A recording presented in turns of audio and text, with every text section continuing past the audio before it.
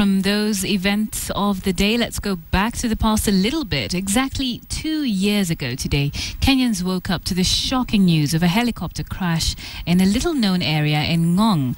Now, details would later emerge that on board the aircraft were then Internal Security Minister George Saitoti, his assistant Ora Ojode, accompanied by 2 bodyguards, Joshua Tonke and Thomas Murimi.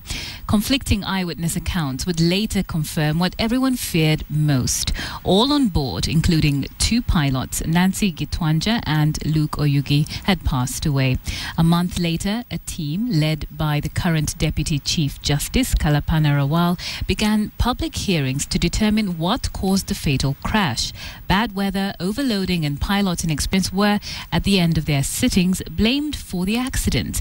Now, the Kalpana Rawal-led team in their report made several recommendations, including the establishment of a national forensic teaching and research facility to train crash investigators and the development of a transport policy that defines different categories of VIPs and the circumstances under which they should be allowed on board state aircrafts. 2 years later, and little is known of how much of the recommendations were adopted.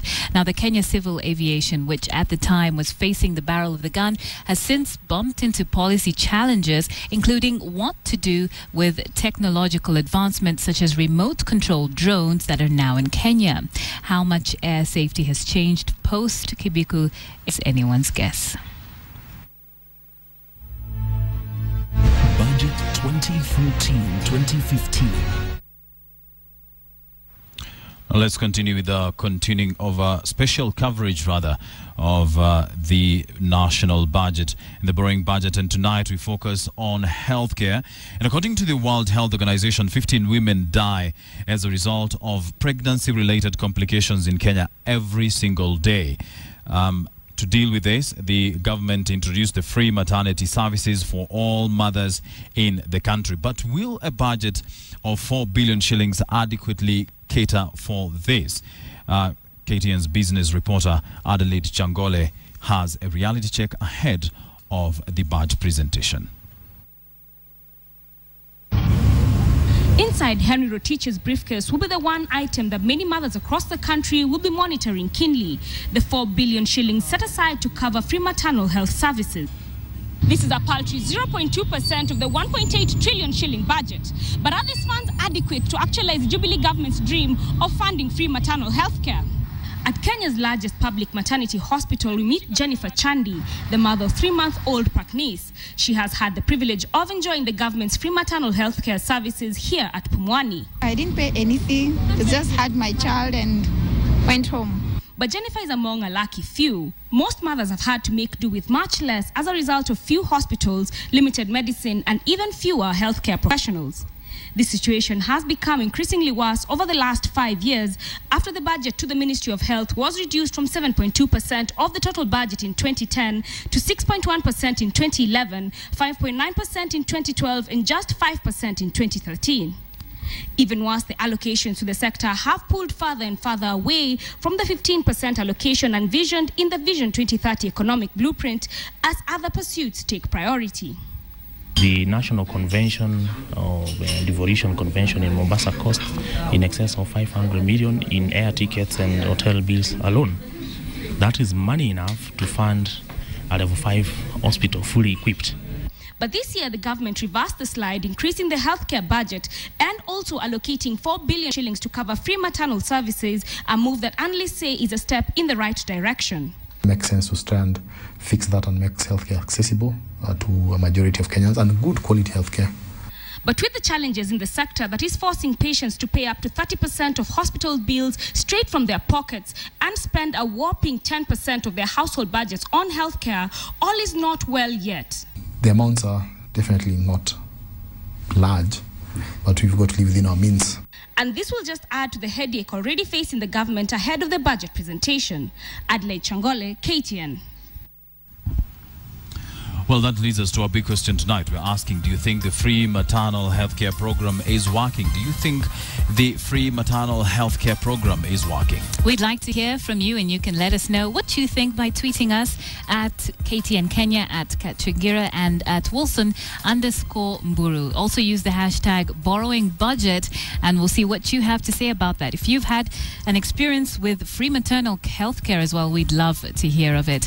Now, as we continue to speak about the budget, let's take a look at what Nairobi County is planning. We did just get their budget estimates, and we're going to take a look, of course, as part of Budget 2014, at what Nairobi County's finances are looking like. Now, this is actually the amount for the Nairobi County budget, 29 billion shillings. This actually amounts to about $330 million, and had to convert it into dollars so we can actually look at how this figures into the national budget. As we heard yesterday, over 1.7 trillion. Well, 1.7% is this amount of the national budget. So it's 29 billion shillings for Nairobi County. And if we can just go back there, it's interesting that the White House is valued at $300 million and the Nairobi County budget is coming in at $330 million. So just a little bit of perspective for you to be able to understand what kind of amounts we're talking about. So total expenditure is 28.7 billion shillings. That's the budget. That's what we're looking at. There is a deficit of 2.4 billion shillings. But when we look at the expenditure, this is what it's being spent on largely. The wage bill for Nairobi County comes to 48% of the total expenditure. And if we look at what they spend on development, that's actually 32%. So we're spending significantly more on just people's salaries. Let's move forward and look at some specifics in terms of the top 4 sectors that the Nairobi County government is spending on. Health comes in at number 1, more or less, with 21%. We've also got public works coming in at the same amount, 21% as well. That's, of course, roads, street lighting, that kind of thing. And the governor's office, 17% is what that takes, and that's things like salary. So this is actually development. So that is things like government initiatives in terms of maintenance and things like that. 10% goes to finance and accounts planning, and all the others take up 31%. So there you can see a big part of the cake is being taken by health and public works. Moving on, let's take a look at where this money is really going. We've got 4.6 billion being spent on public works and infrastructure, like we said. 930 million is the exact figure on health. And we've got that 635 million for physical planning, housing and land. So where is all this money going to come from? Well, now this is an interesting part of where the government projects, or the county government projects, they're going to get income. And you might not know that the government gets 1.8 billion from single business permits. That's one of the largest earners for government. So don't stop opening those businesses. And the county government also gets about 750 million from just liquor licenses, which is also interesting.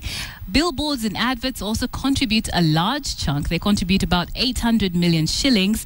And as we move forward, we find some interesting figures here. Court fines actually contribute about 3 million shillings to the Nairobi County government. And this one I find fascinating. Dog licenses contribute more than court fines, and definitely more than the National Library, which only contributes about 30,000 shillings. And the city stadium does contribute 4.5 million shillings. That's where the county government is hoping to get this money. So Wilson, I think